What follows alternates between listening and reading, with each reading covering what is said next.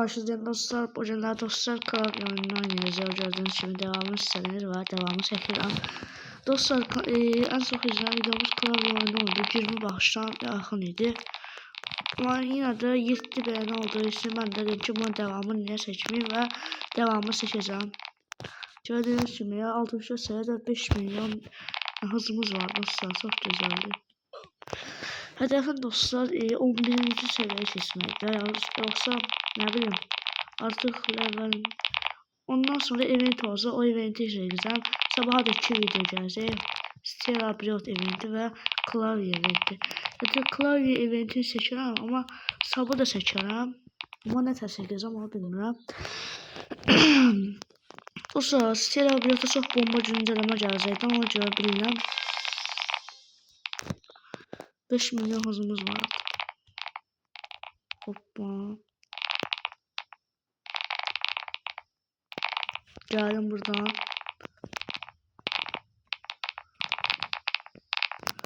Bura Allah belanı versin.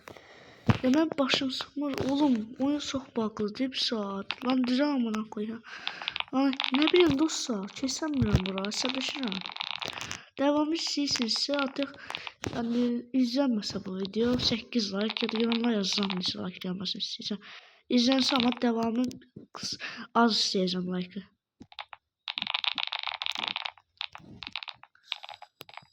Zaman buradan 5 dəqiqədə böyle şey ya. Kesən biləm 50 saatdə əsər işirəm. İnternet ansız kim belasız kim. Ona görə də gələcəm bura.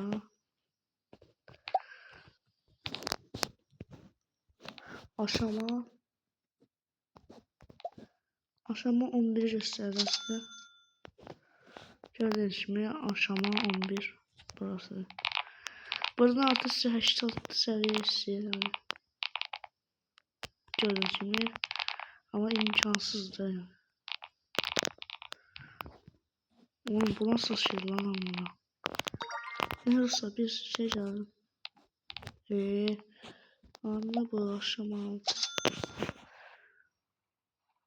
Aşama 6. Ya interneti anasız kim bilir. Pilsen oyunda ya. Ya devamı seçmeyeceğim. Çok like gelse çekeceğim. Seçmeyeceğim.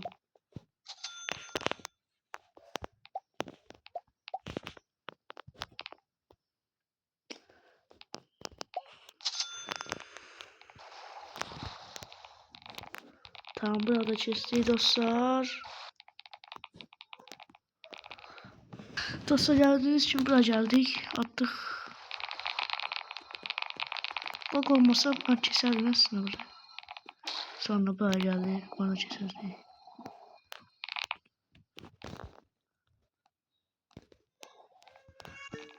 Dostlar artık buraya kesmeye vakti geldi. Dostlar artık bu oyunun devamı gelmeyecek. Adım bir süre sonra da artık oyunun manağı kalmayacağım ben size. Tarih etti. Çok kası, çok pis oyunu.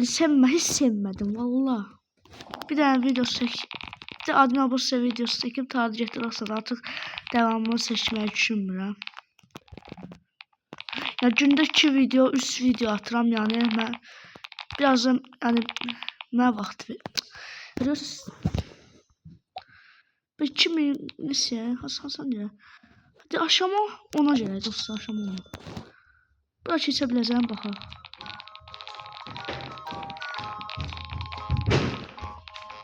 Hadi dostlar videomuzun sonuna geldik. Sağ olun var olun dostlar artık devam edeceğim. Bay bay. At albümün sonuna sonra bırakacağım. Sağ olun.